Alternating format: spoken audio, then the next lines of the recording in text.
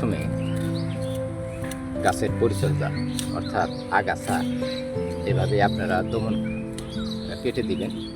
কৃষকরা বৃষ্টির মধ্যে তারা এই গাছের গোড়া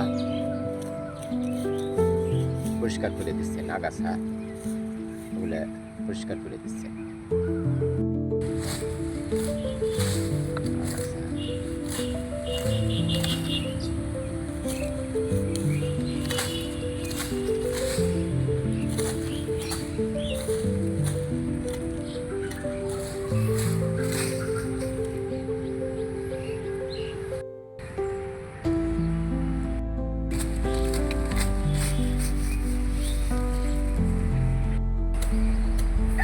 বর্ষা মৌসুমে বিভিন্ন ধরনের আগাছা বেড়ে যায়, এতে মশার উপদ্রব বাড়ে।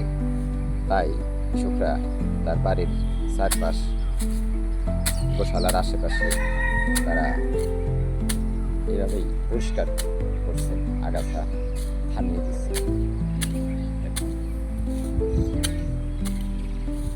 আগাছা কমিয়ে দেওয়া, বেড়ে গেলে মশার সৃষ্টি হয়।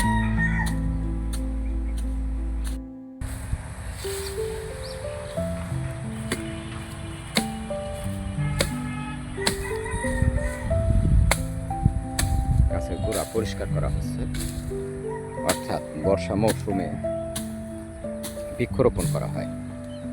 তাই কৃষকরা যারা বৃক্ষপ্রেমিক রয়েছে তারা গাছের গোড়া পরিষ্কার করে দিচ্ছে।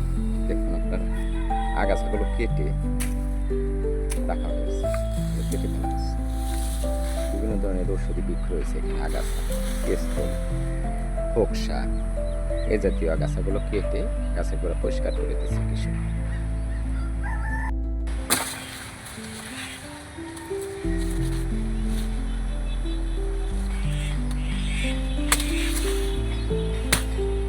আগাছা নিধন।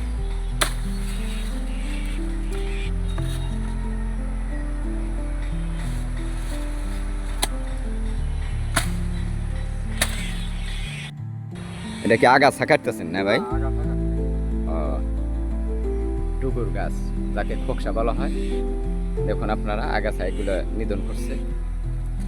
আমাদের ফারুক ভাই কিভাবে কাটে দেখেন।